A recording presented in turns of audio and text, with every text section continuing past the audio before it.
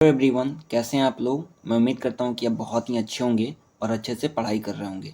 तो आज हम देखने वाले हैं क्लास 12 इंग्लिश के पोएट्री सेशन का सभी चैप्टर्स और उनके राइटर्स का नेम।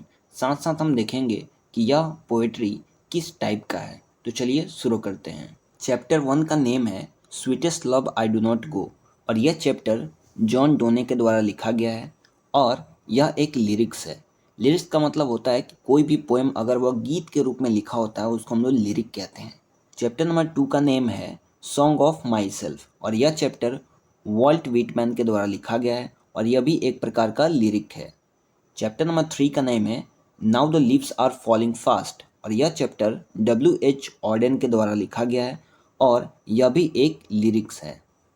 तो आप यहाँ पे देख सकते हैं कि शुरू का जो 3 चैप्टर है वह तीनों का तीनों क्या है, लिरिक्स है। चैप्टर नंबर 4 का नेम है ऑड टू ऑटम और यह चैप्टर जॉन किट्स के द्वारा लिखा गया है और यह एक ओड है। आप यहाँ देख सकते हैं कि इस चैप्टर के नेम में ही ओड छुपा हुआ है, इसीलिए यह एक ओड है, ऐसा भी आप याद रख सकते हैं।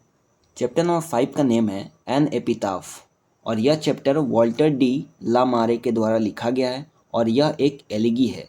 एलिगी का मतलब होता है शोक गीत, यानी जब कोई पोयम शोक के भावना से लिखा जाता है तो उसको हम लोग एलिगी कहते हैं।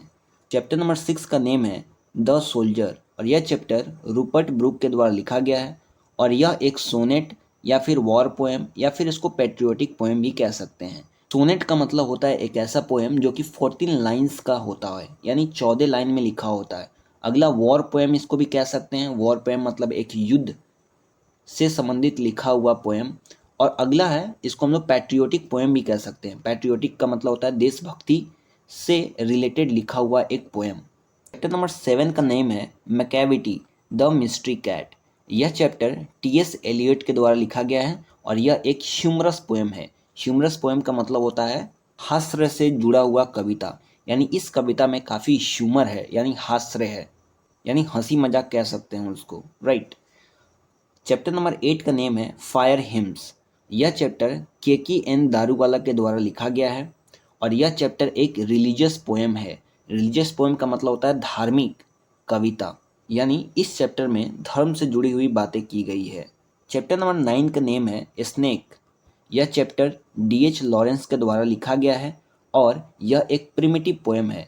प्रिमिटिव का मतलब होता है काफ़ी पुराना, यानी यह पोएम जो है वो काफ़ी पुराना प्रकार का एक कविता है, इसीलिए हम लोग इसको प्रिमिटिव पोएम कहते हैं। चैप्टर नंबर 10 का नेम है माई ग्रैंड मदर्स हाउस।